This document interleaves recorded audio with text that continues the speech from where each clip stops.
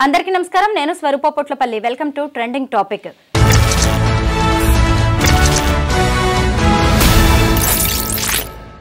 అంతర్జాతీయ అంతరిక్ష కేంద్రంలో 9 నెలల పాటు చిక్కుకొని భూమికి తిరిగి వచ్చిన astronauts Sunita Williams, Butch Wilmore సాధించిన విజయాలు అన్నీ ఇన్ని కావు. చెప్పుకుంటూ పోతే పెద్ద లిస్టే అయ్యేలాగా ఉంది. వాళ్ళు చూడ్డానికి యాక్సిడెంటల్ గా అక్కడ చిక్కుకున్నట్టు కనిపిస్తున్నా గానీ సీనియర్ వ్యోమగాములు కావడం వల్ల వాళ్ళు అక్కడున్న ప్రతి సమయాన్ని, ప్రతి నిమిషాన్ని, ప్రతి గంటను కూడా సరిగ్గా సద్వినియోగం చేసుకున్నారు. ప్రస్తుతం నాతో పాటు SHAR retired associate director Seshagirirao గారు ఉన్నారు. ఆయనతో మాట్లాడి అనేక విషయాలు తెలుసుకుందాం. నమస్తే సార్. నమస్కారం సార్, అసలు ముందుగా ఈ స్టార్ లైనర్ లో, ఈ క్రూ డ్రాగన్ లో వచ్చిన టెక్నికల్ ప్రాబ్లం ఏంటో తెలుసుకుందాం సార్. సునీత విలియమ్స్, విల్మోర్ వాళ్ళిద్దరూ స్టార్ లైనర్ బోయింగ్ వాళ్ళు తయారు చేసినటువంటి స్పేస్ క్యాప్సూల్ ద్వారా స్టార్ లైనర్ని టెస్ట్ చేయటానికి ఇంటర్నేషనల్ స్పేస్ స్టేషన్కి అనుసంధానింపబడి 8 రోజులు ఉన్న తర్వాత తిరిగి తీసుకురావటానికి ఏర్పరచుకున్నటువంటి ప్రయోగం. అసలు ఈ స్టార్ లైనర్ ఎవరిది అనుకుంటే బోయింగ్ వారిది. బోయింగ్ వారు అంతకుముందు 2 ప్రయోగాలు చేస్తున్నారు. ఒక స్టార్ లైనర్తో ఆర్బిటల్ డిస్టెన్స్ దాకా వెళ్ళి తిరిగి వచ్చారు. రెండో స్టార్ లైనర్తో మనుషులు లేకుండా ఇంటర్నేషనల్ స్పేస్ స్టేషన్లో అనుసంధానమై తిరిగి వచ్చారు. మూడో దాంట్లో మనుషులను పంపాలని నిశ్చయించి సునీత విలియమ్స్ని, విల్మోర్ని పంపించారు జూన్ 5న. ప్రయోగం రాకెట్లో 1-2 సమస్యల వలన కొన్ని రోజులు వాయిదా పడింది. ఆ తర్వాత దిగ్విజయంగా ప్రయోగించారు. జూన్ 5, 2024 స్టార్ లైనర్ అనుసంధానానికి దగ్గరలో ఉన్నప్పుడు ఇంటర్నేషనల్ స్పేస్ స్టేషన్లో ఒక చిన్న ప్రాబ్లం తలెత్తింది. ఏంటండి అంటే అది హీలియం గ్యాస్ ఉంటుంది ప్రొపలెంట్ని ప్రెషరైజ్ చేయటానికి. దానికి ప్లంబింగ్స్ అంటే గొట్టాలు ఉంటాయి. ఆ గొట్టాల్లో చెమర్చినట్టుగా హీలియం లీక్, పెద్ద లీక్ కాదు, చెమర్చినట్టుగా. అలాగే రోల్ కంట్రోల్ చేయటానికి, యాటిట్యూడ్ కంట్రోల్ చేయటానికి, ఆల్టిట్యూడ్ కాదు యాటిట్యూడ్ కంట్రోల్ చేయటానికి రియాక్షన్ కంట్రోల్ థ్రస్టర్స్ అని ఉంటాయి. అవి 24 ఉంటాయి చుట్టూత. ఆ 24లో 1-2 మొరాయిస్తున్నాయి. అప్పటికే అనుసంధానం చేద్దాం అనుకునేసరికి హీలియం గ్యాస్ చెమర్చటం, 1-2 థ్రస్టర్స్ మొరాయించటం, ఎలా అనుసంధానం చేద్దాం అనుకున్న ప్రయత్నంలో ఇవన్నీ చూశారు. చూసి అనుసంధానం చేసేప్పుడు అరగంట అనుకున్నది 40 నిమిషాలు అనుకున్నది గంటంబావు పైగా పట్టింది. ఎందుకంటే దగ్గరకు తీసుకురావాలి, అలైన్మెంట్ చూడాలి, ఏ ప్యాకింగ్ సెట్ అవ్వాలా, ఏమాత్రం తేడా ఉన్నా కూడా ఒకదానికొకటి ఖర్చుకోవు. అక్కడ శూన్యం ఉంటుంది, ఆ శూన్యం లోపలికి వెళ్ళకూడదు. హెర్మెటికల్లీ సీల్డ్ అంటారనమాట. వాక్యూమ్ లోపలికి వెళ్ళకూడదు. లోపల కృత్రిమ వాతావరణం ఉంటుంది. కాబట్టి అనుసంధానం చేసేప్పుడు అనుసంధానం అవ్వగానే సీల్ అయిపోవాలి ఆటోమేటిక్గా. అప్పుడు ఈ రెండిటి మధ్య ఒక డోరు ఈ క్రూ 9 వైపు ఉంటుంది, స్టార్ లైనర్ వైపు ఉంటుంది. ఇంకొక డోరు మన ఐఎస్ఎస్ స్పేస్ స్టేషన్ వైపు ఉంటుంది. ముందు ఇరుపక్షాలు రెడీ అయిపోయిన తర్వాత అనుసంధానం అయినాక హ్యాచ్ అంటారు. ఒకళ్ళు హ్యాచ్ తెరుస్తారు. ఈ హ్యాచ్ నుంచి, ఈ డోర్ దగ్గర నుంచి ఆ హ్యాచ్ దగ్గరికి కొన్ని మీటర్ల దూరం ఉంటుంది. అక్కడ కూడా ఈ యొక్క కృత్రిమ వాతావరణం న్యూట్రలైజ్ అవ్వాలి. అది అయినాక రెండో డోర్ తీస్తారు. అప్పుడు ఇంత పెద్ద అనుసంధానంలో ఇంత పెద్ద వ్యవస్థ ఉందన్నమాట. ఇవన్నీ కంప్యూటర్ పరిశీలిస్తూ ఉంటుంది. 10కి మించిన సెన్సార్లు ఉంటాయి. ఇటువైపు 10 ఉంటాయి, అటువైపు 10 ఉంటాయి, టోటల్గా 20 ఉంటాయి. పైన వ్యోమగాములు చూస్తుంటారు, కింద కంట్రోల్ సెంటర్లో ఎక్స్పర్ట్లు చూస్తుంటారు. వీళ్ళ పర్యవేక్షణలో జరుగుతుంది ఇదంతా. సో ఇది ఆటోమేటిక్ అయినా కూడా మాన్యువల్ పర్యవేక్షణ కూడా ఉంటుంది. అప్పుడే తెలుసు వీళ్ళకి కొంచెం ఇవేవో మొరాయిస్తున్నాయి. ఆ తర్వాత ఈ నంబర్కి అధిగమించి ఇంక ఎక్కువ థ్రస్టర్స్ మొరాయిస్తే ఏం చేయాలి అని కొంచెం ఐడియా ఉంది. ఆ తర్వాత వాళ్ళు Sunita Williams, Wilmore international space స్టేషన్లోకి వెళ్ళారు. వెళ్ళిన తర్వాత క్రింద గ్రౌండ్ కంట్రోల్కి ఏం జరుగుతోందో చూడండి అని అప్పచెప్పారు. ఏం జరుగుతోందో చూడండి అంటే సిమ్యులేషన్ మోడ్లో స్టార్ లైనర్లో 24 థ్రస్టర్స్ అనుకున్నాయి ఒకదానికి తర్వాత ఒకటి, ఒకదాని తర్వాత ఒకటి కొంచెం స్విచ్ ఆన్ చేసి పనిచేస్తున్నాయో లేవో చూసుకుంటూ వచ్చారు. చూసుకుంటూ వస్తే 5-6 మొరాయిస్తున్నాయి. ఒకటి కాదు, 2 కాదు. కొన్ని 24 ఉన్నా కూడా 24 అవసరం లేదు. సగం పైగా పనిచేస్తే చాలు కిందకి దిగి రావటానికి. కానీ ఆ పని చేసేప్పుడు దేనికన్నా సమస్య ఏర్పడితే రెండోది అందిపుచ్చుకోవాలి స్టాండ్ బై అనేది. మరి అందిపుచ్చుకునే వాటికి అన్నీ కలిపి మరి రెట్టింపు కావాలి కదా. అక్కడ రిలయబిలిటీ, హై రిలయబిలిటీ ఉండాలన్నమాట. 1 in 10⁻⁻6 అంటాం మనం. అంత రిలయబిలిటీ ఉండాలి. ఈ మొరాయించిన వాటితో లెక్కేస్తే ఆ రిలయబిలిటీ లేదు. కాబట్టి ఇది బాగైనాకే వీళ్ళని తీసుకురావాలి. వీళ్ళిద్దరూ స్పేస్ స్టేషన్లోకి వెళ్ళారు. ఈ స్టార్ లైనర్కి సంబంధించి ప్రథమంగా ఏమి డెసిషన్ తీసుకున్నారంటే మనం పూర్తిగా దీన్ని పరిశీలించి సేఫ్టీ మాన్యువల్ అని ఉంటుంది, భద్రతా ప్రమాణాలు, కుదురైన నియమాలు అంటాం మనం. ఆ కుదురైన నియమాలు ఆ సేఫ్టీ మాన్యువల్లో ఉన్న వాటి ప్రకారం ఒకదాని తర్వాత ఒకటి, ఒకదాని తర్వాత ఒకటి, దాంట్లో 100 స్టెప్స్ ఉంటే 100 స్టెప్స్ పాస్ అవ్వాల్సిందే. 99 పాస్ అయినా కూడా ఒప్పుకోరు, 100 పాస్ అవ్వాలి. సో దానికి 2 నెలలు టైం ఇద్దాము, బాగు చేసినాక వీళ్ళని తీసుకొద్దామని ఆగస్టు దాకా టైం ఇచ్చారు. అసలు సునీత విలియమ్స్, విల్మోర్ వెళ్ళకముందే క్రూ9 4 క్రూతో స్టార్ట్ చేయాలని స్పేస్ ఎక్స్, నాసా వాళ్ళు డిసైడ్ చేశారు. అంతకుముందే డిసైడ్ చేశారు. ఎందుకంటే క్రింద ఈ వ్యవస్థలన్నీ రెడీ అయిపోయి ఇంటర్నేషనల్ స్పేస్ స్టేషన్కి ఒక క్యాప్సూల్ పంపాలి అంటే 3 నెలల ప్రయత్నం కింద. అన్ని కాంపోనెంట్ సబ్సిస్టమ్స్ అన్నీ పోగేసుకోవాలి, ఒకదానికొకటి అసెంబుల్ చేసుకోవాలి, టెస్ట్ చేయాలి, టెస్ట్ సక్సెస్ఫుల్ అయిన తర్వాత ఇంకొకటి అసెంబుల్ చేయాలి. అలా వస్తుంది ప్రక్రియ. అది ముందు నుంచే ఉంది అక్కడ. సునీత విలియమ్స్ కోసం క్రూ9 పంపలేదు, అది ఎలాగో ప్రయత్నంలో ఉంది. ఆగస్టులో బోయింగ్ వాళ్ళు ఏం చెప్పారంటే, ఏమండి మీరు బాగు చేయాలని బాగు చేసాము, ఏదో ఒక్కటి తప్ప, మీరు గనక మీరంటే అక్కడ నాసా వాళ్ళు గనక మనకు క్లియరెన్స్ ఇస్తే మనం వీళ్ళిద్దరిని తీసుకురావచ్చు అని నాసా వాళ్ళకి బాగు చేసినాక స్టార్ లైనర్ని అప్పచెప్పారు. వాళ్ళు వాళ్ళ క్వాలిటీ టీంతో పరిశీలించి భద్రతా ప్రమాణాలు ఇందాక అనుకున్నాం కదా, దాంట్లో కొన్ని మీట్ అవ్వలేదు. ఆ మీట్ అవునప్పుడు తీసుకురావటంలో ప్రమాదం ఉంది కాబట్టి, అంతకుముందే కొన్ని ప్రమాదాలు చవి చూసున్నారు కాబట్టి వీళ్ళు పర్మిషన్ ఇవ్వలేదు. అప్పుడు నాసా వాళ్ళు స్పేస్ ఎక్స్ వాళ్ళని సంప్రదించి వీళ్ళిద్దరూ అక్కడ ఉండిపోయారు కాబట్టి తీసుకురావాలి అని వాళ్ళకి ఒక మెసేజ్ ఇస్తే, అప్పుడు బయలుదేరే 4 2 విత్డ్రా చేయించి 2 సీట్లు ఖాళీగా పెట్టి ఆ నిక్ అనే ఆయన, అలెగ్జాండర్ అనే ఒక రష్యన్, ఒక అమెరికన్, వాళ్ళిద్దరిని మాత్రమే ఉంచి ఆ 2 సీట్లు ఎంటీగా క్రూ9 పంపించారు. ఎప్పుడైనా ఒక క్యాప్సూల్ పంపిస్తున్నామంటే ఎన్నో కోట్ల డాలర్ దాని మీద ఖర్చు చేస్తారు. ఎందుకు ఖర్చు చేస్తారంటే దాంట్లో 30కి మించి ఎక్స్పెరిమెంట్స్ ఉన్నాయి. మనుషులను అయితే తగ్గించారు కానీ ఎక్స్పెరిమెంట్స్ తగ్గించరు కదా. ఆ ఎక్స్పెరిమెంట్స్ అక్కడికి వెళ్ళినాక మొదలు పెట్టాము అంటే కనీసం ఆ రిజల్ట్ రావడానికి 2 నెలలు పడుతుంది. ఉదాహరణకి అల్ట్రావైలెట్ రేస్ ఒక 2 నెలల పాటు సూర్యుడి నుంచి వచ్చే కిరణాల్లో ఎంత మోతాదు వస్తుంది, రోజువారీ మోతాదులో చేంజ్ ఉంటుందా అని కనుక్కోవాలి అంటే మరి ఆ 2 నెలలు అక్కడ ఉండాల్సిందే కదా. మధ్యలో అది విరమించేస్తే ఆ ఎక్స్పెరిమెంట్ అనుకున్న రిజల్ట్ రాదు. సో దాంట్లో ఎక్స్పెరిమెంట్స్ ఉన్నాయి. ఆ ఎక్స్పెరిమెంట్స్ అన్నీ కంప్లీట్ చేయడానికి 2 నెలలు వ్యవధి పడుతుంది. ఆ వ్యవధి పట్టినప్పుడు మరి వీళ్ళంతా అక్కడ ఉండాల్సిందే. కాకపోతే విల్మోర్కి స్టార్ లైనర్ సూట్ ఒకటే ఉంది.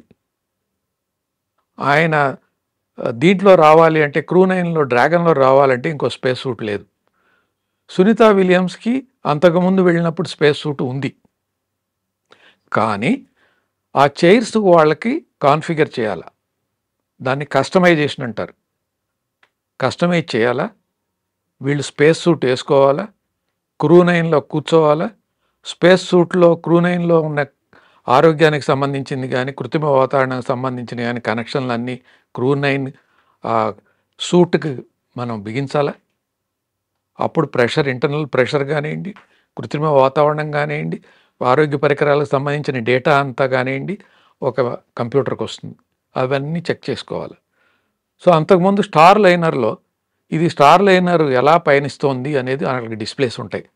మనకి ఎయిర్క్రాఫ్ట్లో పైలట్కి డిస్ప్లే ఉన్నట్టు స్టార్ లైనర్ డిస్ప్లేస్ వేరు, డ్రాగన్ డిస్ప్లేస్ వేరు. దానికి ఫెమిలియారిటీ కావాలి. ఇప్పుడు స్పీడ్ ఉందనుకోండి, ఎంత స్పీడ్లో వెళుతుందంటే వాళ్ళు వేరే మూలలో చూపిస్తారు, డ్రాగన్లో వేరే చోట ఉండొచ్చు. ఫెమిలియారిటీ కావాలి, ఏదన్నా మార్చుకోవాలంటే చూడాలి. అలాగే వీళ్ళు ప్రయాణం చేస్తున్నప్పుడు ఆ క్రూ క్యాప్సుల్లో కొన్ని అత్యవసరమైన పదార్థాలు కావాల్సి ఉంటాయి. ఉదాహరణకి నీళ్లు తాగాలనిపించింది అనుకోండి, అందుబాటులో ఉండాలి. స్టార్ లైనర్లో ఒక పక్క పెట్టి ఉండొచ్చు, వీళ్ళకి ఇంకో పక్క ఉండొచ్చు. వీటన్నిటికి ఫెమిలియారిటీ ఉండాలి. ఇవన్నీ ఒకసారి సిమ్యులేటెడ్గా చేసుకోవాలి, అవసరం ఉన్నట్టుగా, అవసరం ఉన్నా లేకపోయినా బయలుదేరే ముందు. క్రూనైన అనుసంధానం అయిన తర్వాత వీళ్ళనన్నీ చేశారు అక్కడికి వెళ్ళి. దాంట్లో అంతా ఫెమిలియారిటీ. ముఖ్యంగా సునీత విలియమ్స్ గనక చూసినట్టయితే ఆమెకు ఉన్న ఫెమిలియారిటీ ఎవరికీ లేదు. ఆమె ఇంటర్నేషనల్ స్పేస్ స్టేషన్కి వెళ్ళటానికి ముందు ఆమె దాదాపు 300 గంటలు స్పేస్ ఎక్స్పీరియన్స్ ఉంది. అందులో ఎన్ని వెహికల్స్లో వెళ్ళింది ఆవిడ? స్పేస్ షటిల్ డిస్కవరీలో వెళ్ళింది, సూయేజ్లో వెళ్ళింది, మళ్ళీ స్టార్ లైనర్లో వచ్చింది, క్రూ నైన్లో రిటర్న్ అయింది, డ్రాగన్. ఇంత అనుభవం, ఇన్ని స్పేస్ వాహనాల్లో వెళ్ళటం అనేది ఆవిడకే చెల్లింది, వరల్డ్ రికార్డ్. Great sir. ఇంకెవరికి లేదు. అలాంటి ఆవిడ ఊరికినే అవగాహన చేసుకోకూడదు చెప్పంగానే. అలాగే విల్మోర్ కూడా ఇది రెండోసారి, ఆయనకి మొదటిసారి కాదు. అందుకే స్టార్ లైనర్స్ వారు అనుభవజ్ఞులైన వాళ్ళని ఎన్నుకున్నారు. ఇలాంటి అవాంతరాలు వచ్చినా కంగారు పడకూడదు. వాళ్ళు కాబట్టి అసలు ఈ 9 months ఇంత స్టేబుల్ గా ఉండగలిగారు. మీరే చెప్పారు ఆన్సర్. నిజం సో సార్. కాబట్టి ఇంత ఉంటుంది, ఇంత ప్రిపరేషన్ ఉంటుంది. ఈ విధంగా వాళ్ళు 8 రోజుల లోపల తీసుకురానప్పటికీ మెంటల్గా ప్రిపేర్ అయిపోయారు. క్రూనైన్ పంపిస్తున్నారు, 2 సీట్లు ఖాళీగా ఉన్నాయి, ఇవాళ కాకపోతే రేపు వెళతాం. అలాగే వాళ్ళ కార్గో సప్లైస్ ఉంటాయి. వాళ్ళు ఏమైనా ఆహార పదార్థాలు సరిపోతే కార్గో సపరేట్గా ఉంటాయి సప్లైస్. అవి క్రూనైన్ వాటికి సంబంధం లేదు. కార్గో సప్లైస్ వాహనాలు సపరేట్గా ఉన్నాయి. వాటి పేరు సిగ్నస్, ప్రోగ్రెస్. అవి పిరియాడిక్గా తిరుగుతూనే ఉంటాయి. పైనుంచి ఆర్డర్ చేస్తే వీళ్ళు ఎప్పుడైతే ఈ కార్గో సప్లైస్ పంపించాలనుకున్నారో వాళ్ళకి కావాల్సినవి పంపిస్తారు, ఇబ్బంది ఏం లేదు. కాబట్టి ఇబ్బందుల్లో ఏంటంటే ఇన్ని రోజులు అక్కడ ఉండటం, మేనేజ్ చేయటం అనేది వాళ్ళు ఫంక్షనల్గా డిసైడ్ చేసుకోవాలి. అదొక్కటే. అనుభవం గడించిన వాళ్ళు, ఏం చేయాలో తెలిసిన వాళ్ళు, స్టార్ లైనర్ గురించి తెలిసిన వాళ్ళు, క్రూనైన్ గురించి, క్రూనైన్ అనుసంధానం అవ్వగానే దాని గురించి కూడా తెలుసుకున్నారు. సీనియర్స్ కాబట్టి ఈ సిచ్యువేషన్ ని చక్కగా హ్యాండిల్ చేశారని చెప్పుకోవాలి. మరి దీని ద్వారా నాసా సాధించిన విజయాలు ఏంటి సార్? ఒకటి ముఖ్యంగా చెప్పాలి అంటే, నాసా వాళ్ళు గుణపాఠం తర్వాత గుణపాఠం అనకూడదు, lessons after lessons they have learned. ఉదాహరణకి కల్పనా చావ్లా తర్వాత ఉష్ణ కవచం, సిరమిక్ టైల్స్ వాడేవారు. ఆ టైల్స్కి ఏదైనా క్రాక్ ఉంటే ఆ క్రాక్తో పాటు ఉష్ణం లోపలికి వెళ్ళి మిగతా టైల్స్ కూడా ఊడిపోయేట్టు చేసి దాంట్లో ఉన్న వ్యోమగాములందరికీ ప్రమాద పరిస్థితి ఏర్పాటు అవుతుంది. మరి అలా అయింది కదా కల్పనా చావ్లా. కాబట్టి ఈ ఉష్ణ కవచాలు అంతా ఉపయోగపడవు ప్రమాదం వచ్చినప్పుడు అని డెసిషన్కి వచ్చారు. డెసిషన్కి వచ్చి పైకా అనేది తయారు చేశారు. పైకా అంటే phenolic carbon impregnated అబ్లేటర్. Phenolic impregnated carbon అబ్లేటర్ అనే కోటింగ్ వేస్తారు. అది ఏదో ఒక 1/2 సెంటీమీటర్ మందానో ఏదో వేస్తారు. అది ఉష్ణ కవచం బాగా తట్టుకుంటుంది. ఇప్పుడు అలాంటిది ఎలా తట్టుకుంది అని ఎలా చెప్తాము అంటే, ఉదాహరణకి డ్రాగన్ ఈ పైకా ఉష్ణ కవచాన్నే వాడుతున్నారు, కార్బన్ ఫినాలిక్. 49 సార్లు వెళ్ళొచ్చారు. అందరూ చూసి ఉండరు. 49 సార్లు 44 సార్లు అనుసంధానం వెనక్కి వచ్చారు. మళ్ళీ వెనక్కి వచ్చిన దాన్ని 29 సార్లు మళ్ళీ రీఫర్బిష్ చేసి మళ్ళీ వాడుకున్నారు. అంత చరిత్ర ఉంది. సో కాబట్టి కల్పనా చావ్లా టైంకి ఇప్పటికీ టెక్నాలజీలో మార్పు వచ్చింది, మెటీరియల్స్లో మార్పు వచ్చింది. ఈ అనుసంధానం చేసి వెనక్కి రావటంలో చరిత్ర ఉంది. కాబట్టి భయం లేదు అక్కడ, ఎందుకంటే 100% సక్సెస్ అయింది కాబట్టి. ఇంకా అక్కడికి వెళ్ళినాక దీంట్లో ఏమేమి ఎక్స్పెరిమెంట్స్ ఉన్నాయి అంటే, మైక్రో ఆల్గే. ఆల్గే అనేది ఒక జీవ పదార్థం. ఈ ఆల్గే అక్కడ ఏ విధంగా పెంపొందుతుంది, భూ వాతావరణంలో ఏ విధంగా పెరుగుతుంది, అక్కడున్న కృత్రిమ వాతావరణంలో ఏ విధంగా పెరుగుతుంది, భూ వాతావరణంలో సూర్యుడి నుంచి వచ్చే అపాయమైన కిరణాలన్నీ ఫిల్టర్ అవుతాయి. అల్ట్రావైలెట్ రేస్ కానీ గామా రేస్ కానీ అవన్నీ కిందకు వస్తే మనం ఎవరం బ్రతకలేం. మనకు వాతావరణం ఉంది కాబట్టి అవి కిందకి రావు. అవి ఆ హీట్ వాళ్ళు ఇంటర్నేషనల్ స్పేస్ స్టేషన్ లోపల ఉన్నా కూడా కొన్ని పెనట్రేట్ అయ్యి వెళ్తాయి. వీటన్నిటి వల్ల ఏదైనా ప్రభావం ఉందా, ఎలా పెరుగుతుంది, కృత్రిమ వాతావరణం మళ్ళీ అదొకటి. దాని తర్వాత ఈ వ్యోమగాములు ఆరోగ్యరీత్యా ఏర్పడే సమస్యలు పోగొట్టుకోవటానికి కొత్త ఎక్సర్సైజులు చెప్పారు అందరికీ. ఈ ఎక్సర్సైజులు పాటిస్తూ, ఉదాహరణకి అందరూ చెప్పేది ఏంటంటే, అక్కడ ఫ్లోటింగ్గా అనిపిస్తుంది కాబట్టి కూర్చున్నా నిల్చున్నా శీర్షాసనం వేసిన పడుకున్నా ఒకటే ఫీలింగ్ మనిషికి. మీకు పడుకుంటే కంఫర్ట్ ఉంటుంది, నిల్చుంటే వాకింగ్ చేయాలనిపిస్తుంది ఎక్కువసేపు నుంచున్నాక, అలాగే కూర్చుంటే ఒక కంఫర్ట్ ఉంటుంది. అక్కడ అదేం లేదు, ఏ డైరెక్షన్లో ఉన్నా ఒకటే ఫీలింగ్ మైండ్కి. మరి నిద్రలో పడుకున్నట్టు అనిపించదే. సో కాబట్టి ఇలాంటప్పుడు జనరల్గా అందరూ ఫీలింగ్ ఏంటంటే, చెప్పేది వ్యోమగాములు డల్నెస్ అంటే ఒక మైల్డ్ హెడేక్ ఉన్నటువంటి ఫీలింగ్, తర్వాత కొంచెం డిజీనెస్, మజిల్ వీక్నెస్, ఇవన్నీ ఉంటూ ఉంటాయి. వీటి నుంచి ఆ భూమి మీద ఉన్నట్టుగా ఫీలింగ్ రావాలంటే కొన్ని ఎక్సర్సైజులు చెప్పారు. ఆ ఎక్సర్సైజులు చేస్తూ ఈ ఫీలింగ్ తగ్గిందా అనేది చూసుకోవాలి. దానికి కూడా టైం పడుతుంది కదా, ఏదో 1 రోజు 2 రోజుల్లో మనకి రిజల్ట్ రాదు. తర్వాత Sunita Williams she has made garden, మొక్కలు నాటారు అని నేను ఒక ఫోటో కూడా చూశాను. మీరు కనుక బాటిల్లో నుంచి కానీ ఈ ఈ శాచెట్స్లో నుంచి కానీ పిండితే వాటర్ బయటకు వచ్చి ఒక గోళంలాగా అవుతుంది, బంతిలాగా. డ్రాప్ ఎక్కువ పిండారనుకోండి ఎంత వస్తుంది, అది సర్ఫేస్ టెన్షన్ వల్ల. అది నోటి దాకా రాదు. మీరు కదులుతూ ఆ గోళం ఎక్కడుందో నోరు తెరుచుకుని అక్కడికి వెళ్ళి మీరు నోట్లోకి తీసుకుని మింగాలి వాటర్ తాగాలంటే. మరి మొక్కలకి నీళ్ళు ఎట్ట పెడతారు? అందరూ అంటారు గార్డెనే కదా, మీరు పోస్తే సాయిల్ తడవాలి కదా. తర్వాత మొక్కల్లో ఎప్పుడు ఏంటంటే వేళ్ళు భూమి ఆకర్షణ శక్తికి లోపలికి వెళ్తాయి. మరి అక్కడ మైక్రోగ్రావిటీ కదా. అవును, అవన్నీ ఇదంతా ఒక ప్రాసెస్ అనమాట, నేర్చుకోవడానికి ఎక్స్పెరిమెంట్స్. కొత్త స్టడీస్. ఇప్పుడు మొక్కను పెంచాలి అంటే కొంత టైం పడుతుంది కదా, నెల పడుతుంది, నెలన్నర పడుతుంది. మీరు మొక్క పెట్టారనుకోండి, మీరు స్టడీ చేస్తేనే దానివల్ల ఉపయోగం. ఏమి అంతకుముందు ఉన్న వ్యోమగామి ఏం చేశారు, ఏం లేదు, ఉన్నది రికార్డ్ చేస్తానంటే అది డిస్కంటిన్యూటీ. ఇలా చాలా ఉంటాయి అన్నమాట. తర్వాత ఫ్యూయలింగ్ ది ఫ్లేమ్ అంటే ఇట్లా అగ్గిపుల్ల వెలిగించారనుకోండి, వెలిగించగానే మీకేమవుతుంది, అగ్గిపుల్ల హెడ్ దగ్గర ఎక్కువ అగ్నిగోళం ఉంటుంది, పైకి వచ్చిన కొంది ట్రయాంగిల్గా ఉంటుంది, అలా ఉంటుంది. అక్కడ అలా ఉండదు. వెలిగించి కూడా చూపించారు ఆమె. అలాంటప్పుడు ఒక ఫ్యూయల్, ఒక డ్రాప్ ఫ్యూయల్ మండించాలి అంటే ఆ ఫ్లేమ్ ఎలా ఉంటుంది ఆ స్టడీస్ చేశారు. తర్వాత హార్ట్ కొన్ని ఎక్సర్సైజులు ఇచ్చారు.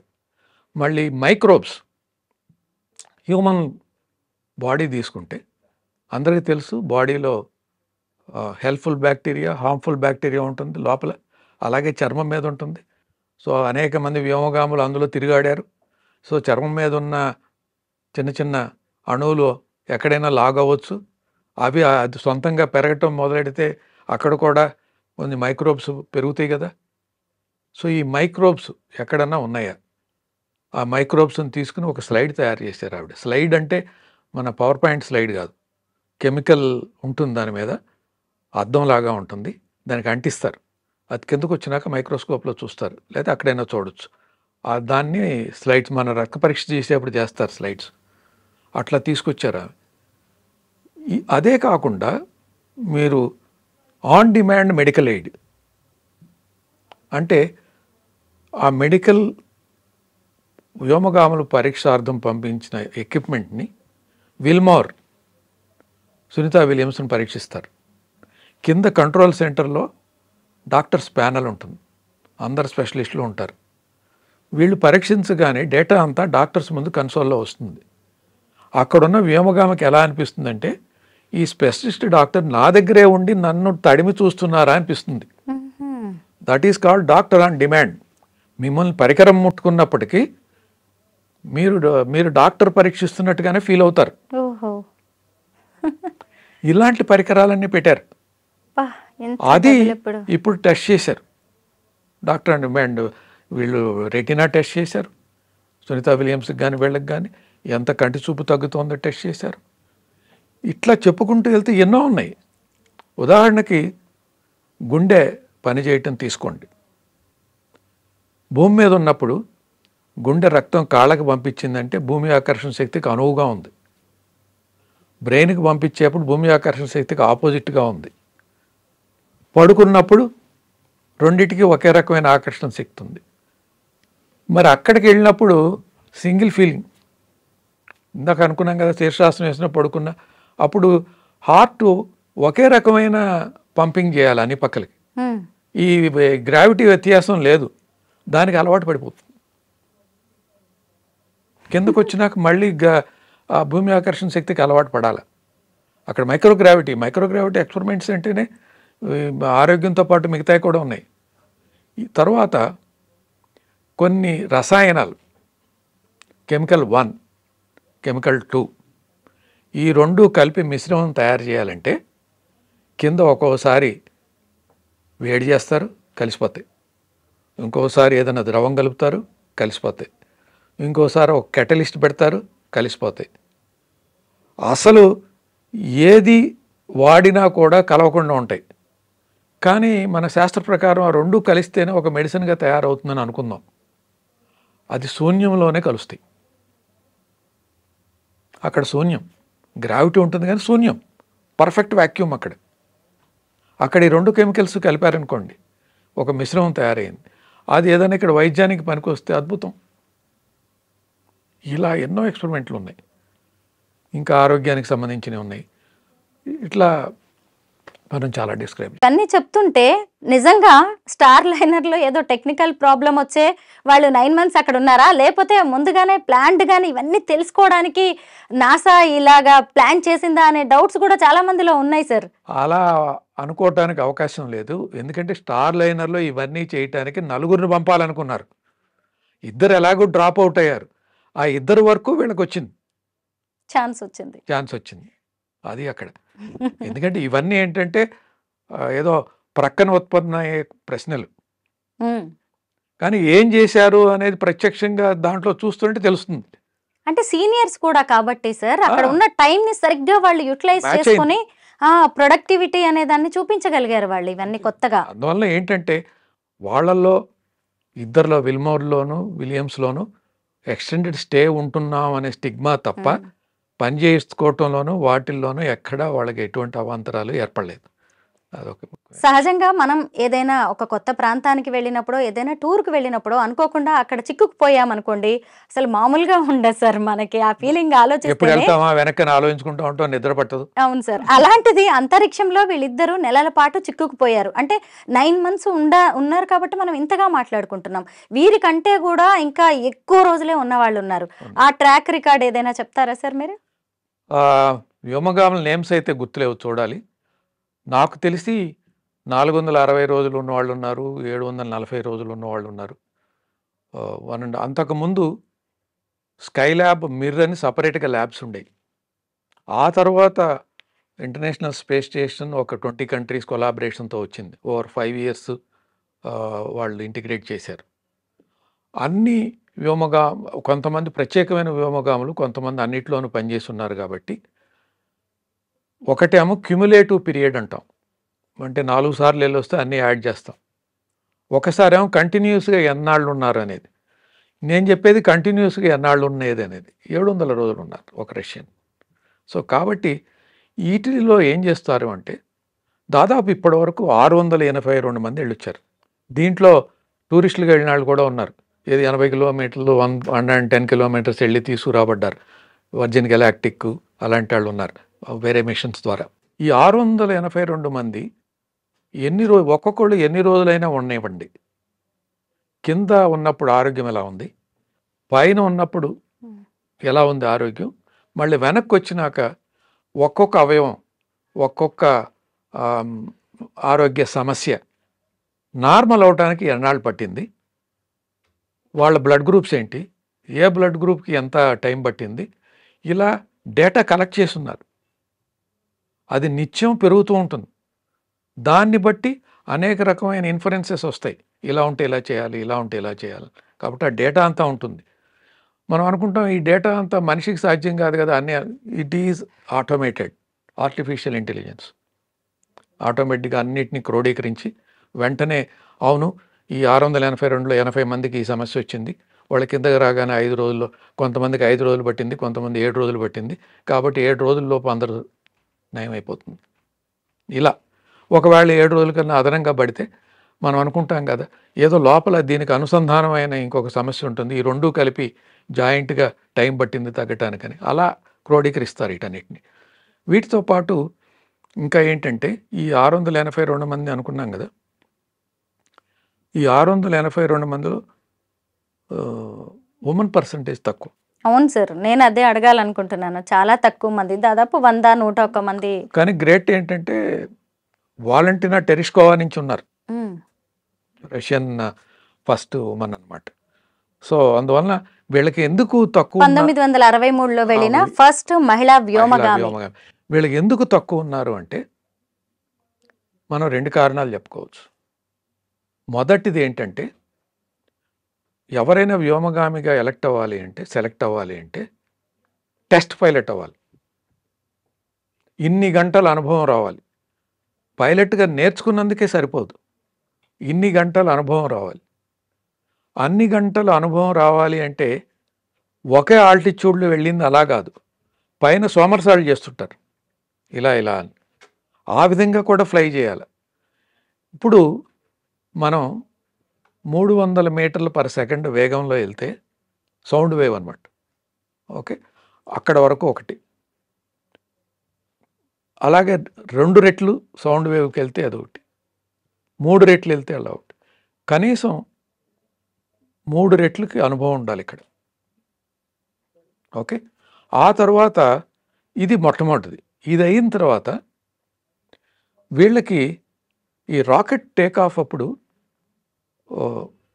ఒక 5G వరకు ఉంటుంది. G అంటే 9.8 మీటర్స్ పర్ సెకండ్ స్క్వేర్. అది మన యాక్సలరేషన్ డ్యూ టు గ్రావిటీ. ఒక 5G వరకు ఉంటుంది. ఆ 5G ఎక్స్పీరియన్స్ కావాలి ముందే, అసలు రాకెట్లో కూర్చోబెట్టక ముందే, క్యాప్సూల్లో కూర్చోబెట్టక ముందే దానికి ట్రైనింగ్లు ఉంటాయి, సెంట్రిఫ్యూజ్ ట్రైనింగ్ అని. అందులో ట్రైనింగ్ అవ్వాలి. ఆ తర్వాత మైక్రోగ్రావిటీ అంచెలంచెలుగా క్రియేట్ చేయొచ్చు, అందులో ట్రైనింగ్ అవ్వాలి. ఆ తర్వాత ఈ లోన్లీనెస్ కోసం మన వాళ్ళు కూడా చేశారు. ఒక క్యాప్సూల్ లడఖ్లో పెట్టేసి అక్కడే డ్రై టెస్ట్ అని చేస్తారు. ఇదే క్యాప్సూల్ డ్రాగన్ మనుషులు ఎవరు లేని చోట, అసలేం ప్రకృతి లేని చోట ఒక ఎడారి లాంటిలో పెట్టేసి అక్కడ ఎటువంటి సదుపాయాలు ఉంటాయో పైకి వెళ్ళినాక అదే సదుపాయాలు అదే కనెక్షన్లు అన్నీ ఇక్కడ ఇచ్చేసి ఒక కంట్రోల్ సెంటర్ ద్వారా వాళ్ళని కమాండ్ చేస్తూ కొన్నాళ్ళు ఉండమని చెప్తారు. భూమి మీద ఉంటారు. అప్పుడు కొంచెం లోన్లీనెస్, అక్కడ లోపల ఫెమిలియారిటీ అది గ్రౌండ్ మీదే చేస్తారు. ఇంత ట్రైనింగ్ అయిన వాళ్ళు కావాలి. అందువల్ల మొదటిది టెస్ట్ పైలట్ అయి ఉండాలా, రెండో ఇటువైపు ట్రైనింగ్ కావాలి. ఎంతమందికి అవకాశం ఉంటుంది, ఆపేక్ష ఉంటుంది, అవకాశం కావాలి. తర్వాత ఇంకా వీళ్ళకి ఇలాంటి ట్రైనింగ్ ఇవ్వటానికి ఎక్కువ సెంటర్స్ ఉండవు. మేబీ కంట్రీలో ఒకటి ఉంటుందేమో. ఇప్పుడు మనం కూడా మన వ్యోమగాములు రష్యా పంపించాం, ఇప్పుడు 2 అమెరికాలో ఉన్నారు. ఎందుకంటే అడ్వాన్స్డ్ ట్రైనింగ్ అక్కడే ఉంది. ఇప్పుడు సునీతా విలియమ్స్ కానీ కల్పనా చావ్లా కానీ అమెరికాలో ఉన్నారు కాబట్టి ఆ ట్రైనింగ్ తీసుకున్నారు. ఇప్పుడు ఇండియాలో ఉన్న ఉమెన్ అందరికీ లేనట్టే కదా ఆ ట్రైనింగ్ సెంటర్. అది ఆ విధంగా ఆ పర్సంటేజ్లో రావట్లేదు. లేకపోతే women are equally capable. Sir, China already ఒక అంతరిక్ష ప్రయోగశాలని, పరిశోధన సంస్థని ఏర్పాటు చేసుకుంది పైన.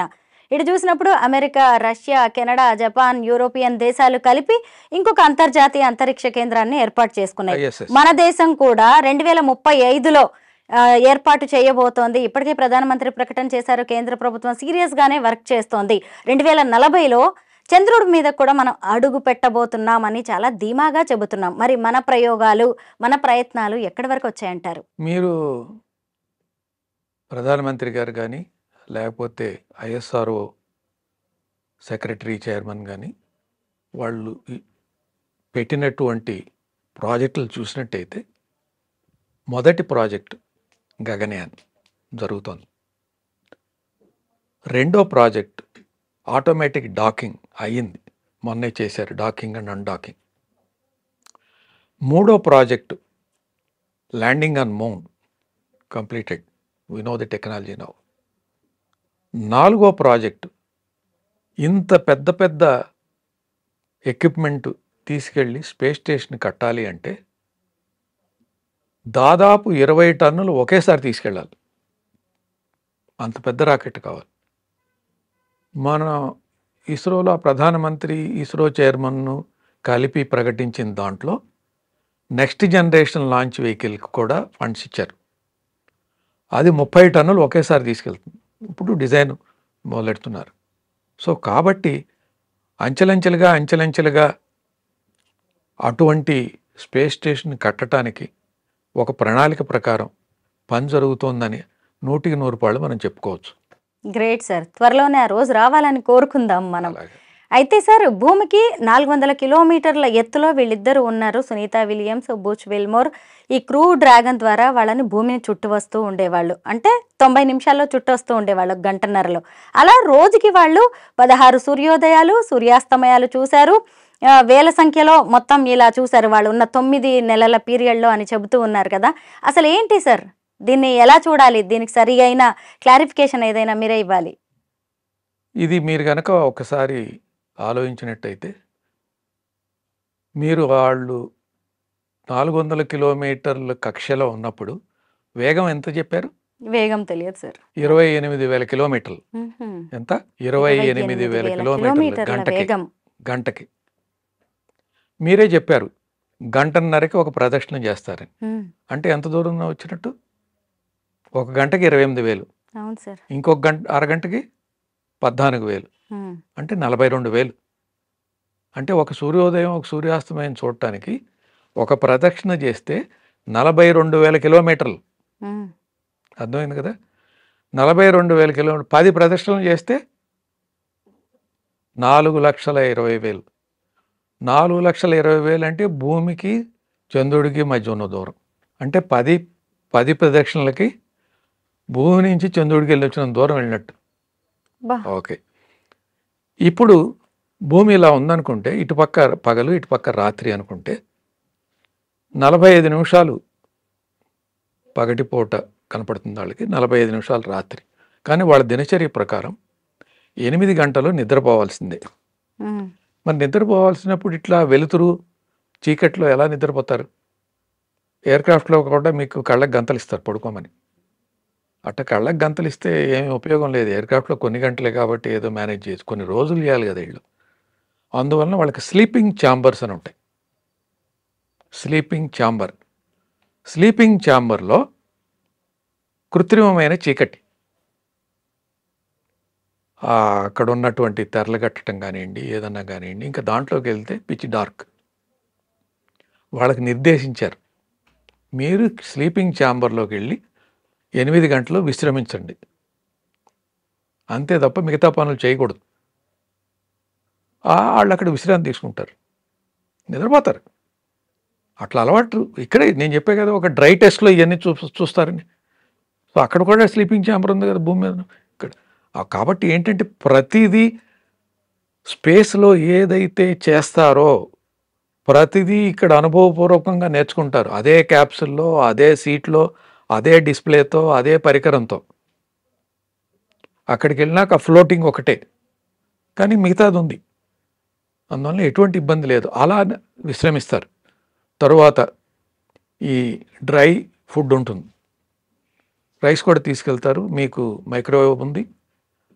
మీరు గనక ఇక్కడ కొన్ని డ్రై ఫుడ్లు ఉప్మాలు అవి ఎయిర్‌క్రాఫ్ట్‌లో ఇస్తారు. వేడి నీళ్ళు పోసుకుంటే రెడీ అవుతుంది. అలాంటివి కూడా ఉంటాయి అక్కడ. సో, కాబట్టి ఆహారం తీసుకోవటానికి వాటికి ఒక 3 గంటలు, 4 గంటలు కేటాయిస్తారు. ఇందాక 8 గంటలు నిద్ర అయిపోయింది. అవును. ఈ ఆహారం వాళ్ళ సొంత పనులు అవి చేసుకోవటానికి 4 గంటలు, 12 గంటలు అయిపోయింది. ఇంకొక 4 గంటలు ఎక్స్‌పెరిమెంట్లు, ఈ రిజల్ట్స్ అవి ఇవన్నీ. ఇంకొక 2 గంటలు ఎంటర్‌టైన్‌మెంట్ వాళ్ళకి. ఇంకొక 2 గంటలు ఫ్యామిలీ మీటింగ్స్, డిస్కషన్లు, కింద కంట్రోల్ సెంటర్‌తో మాట్లాడటం, ఏ ఎక్విప్‌మెంట్ ఎలా పనిచేస్తుంది అని డిస్కస్ చేయటం. అలా రోజు దినచర్యే. మనమేదో అనుకుంటాం 12 అసలు 24 గంటలు ఎలా ఉంటారు, 9 నెలలు ఎలా ఉన్నారు అనుకుంటాం. మీరు గనక నిజంగా కొన్ని ప్రదేశాల్లో మనకు కూడా ఉన్నాయి. ఈ ఆయిల్ రిగ్స్ ఉంటాయి సముద్రంలో. Oil exploration rigs. ఆఫ్ షోర్ అంటారు. ఇక్కడి నుంచి హెలికాప్టర్‌లో తీసుకెళ్తారు. మనిషిని అక్కడ వదిలేస్తారు. అక్కడే ఉద్యోగం చేస్తాడాయన. ఆ తర్వాత వస్తాడు. అది ఆఫ్ షోర్. ఆయనకి ఇంకేం లేదు ఇంకా అక్కడ పని చేయాల్సిందే. ఇది ఒక రకమైన ఆఫ్ ఎర్త్ ఇన్ స్పేస్. అక్కడ ఒక ఉద్యోగము, ఒక జాబ్ లాగా ఉంటుంది. ఎందుకంటే మీకు ఎక్స్‌పెరిమెంట్స్ ఉన్నాయి. మీరు తినాల్సిన సమయం కేటాయించారు, నిద్రపోవటానికి కేటాయించారు, ఆ తర్వాత మీ ఫ్యామిలీతో మాట్లాడటానికి కేటాయించారు, ఎంటర్టైన్మెంట్కి కేటాయించారు. డన్. ఈ ఇంటర్నేషనల్ స్పేస్ సెంటర్లో మిగతా దేశాలవి కూడా అవన్నీ ఉంటాయి. క్రూ డ్రాగన్స్ ఉంటాయి, చాంబర్స్ ఉంటాయి, వాళ్ళు వచ్చిపోతూనే ఉంటారు. ఇప్పుడు ఈ అమెరికాకి సంబంధించిన వ్యోమగాములు కూడా వెళ్తుంటారు, వస్తుంటారు. కార్గోలో వాళ్ళకి కావాల్సిన అంటే బుల్విచ్గా విల్మోచ్ కావచ్చు, ఇంకొక ఆయనకి ఆమె సునీత విలియమ్స్కి కావాల్సిన ఫుడ్ అంతా కూడా ఇస్తూనే ఉంటారు సార్. అయితే కార్గోస్ వస్తూ ఉంటాయి, పోతూనే ఉంటాయి. మరి ఈ యూరిన్ని రీసైకిల్ చేసి వాడుకోవడం ఏంటి? ఎందుకంటే వాటర్ అనేది precious.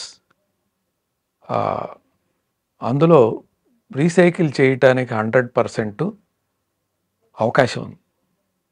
With less cost.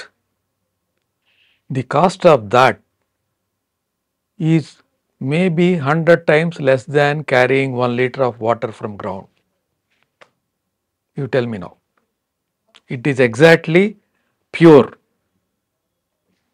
The moment you cycle it, మీరు ఒకసారి అది ప్యూరిఫై చేయంగానే భూమి మీద లభించే వాటర్కి ఎంత ప్యూరిటీ ఉందో దాని మీద ఇంకొక 1% అధికంగానే ఉంటుంది ప్యూరిటీ.